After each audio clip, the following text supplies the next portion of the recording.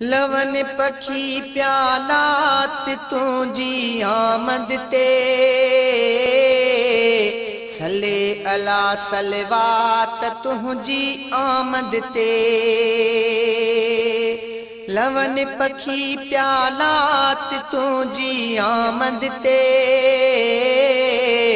सले अला सलवात तुझी आमद ते। मरहबा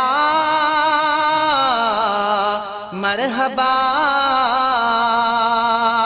लवन पखी प्यालात तुझी आमद ते सले अला सलवात तुझी आमद ते। प्यार मझारा पखी प्या बोलिन बगुण तुझूं बोलियूं वण टिण बूटा जी तजबल जन लाखेरियूं प्यालोलियूं। प्यार मझारा पखी प्या बोलिन बगुण तुझूं बोलियूं वण टिण बूटा जी तजबल जन लाखेरियूं प्यालोलियूं। झूमी पई झंगलात तुझी आमद ते सले अला सलवात तुझी आमद ते। मरहबा मरहबा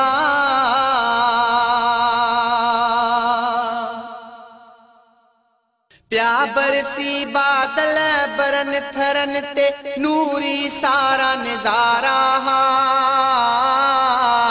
थया सुकल वण सावा सारा चौतरफे चौधारा।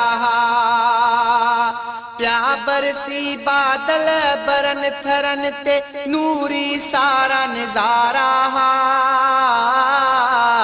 थया सुकल वण सावा सारा चौतरफे चौधारा। उठी रहमत जी बरसात तुझे आमद ते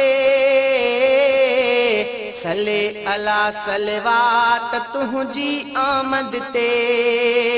मरहबा मरहबा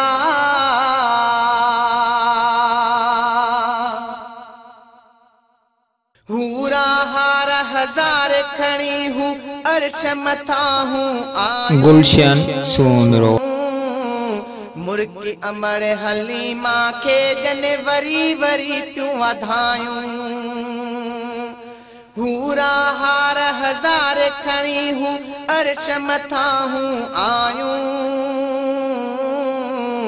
मुर्गी अमड़ हलीमा खे जन वरी वरी पियूं वधायूं। थी तन मन पियो तजलात तुझी आमद ते सले अला सलवात तुझी आमद ते। मरहबा मरहबा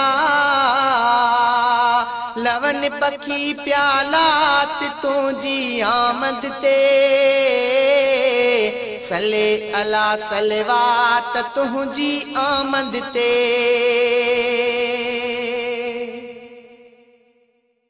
मायूं मके में बियूं बिघणियूं वई मानो वठी हीअ माई बेशक तंहिंजा भाग खुलिया बणी तो दिलबर जी दाई। मायूं मके में बियूं बिघणियूं वई मानो वठी हीअ माई बेशक तंहिंजा भाग खुलिया बणी तो दिलबर जी दाई। थी रोशन सारी कायनात तुझी आमद ते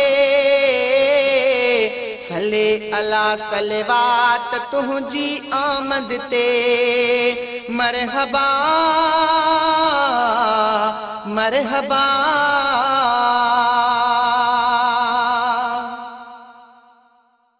शफीक कोरीअ ते शफ़क़त के नत नात लिखण छा ॼाणा मशहूर क्यों तो मुल्क सजे में राजन में मुखे राणा। शफीक कोरियते शफकत के नत नात लिखण छा जाना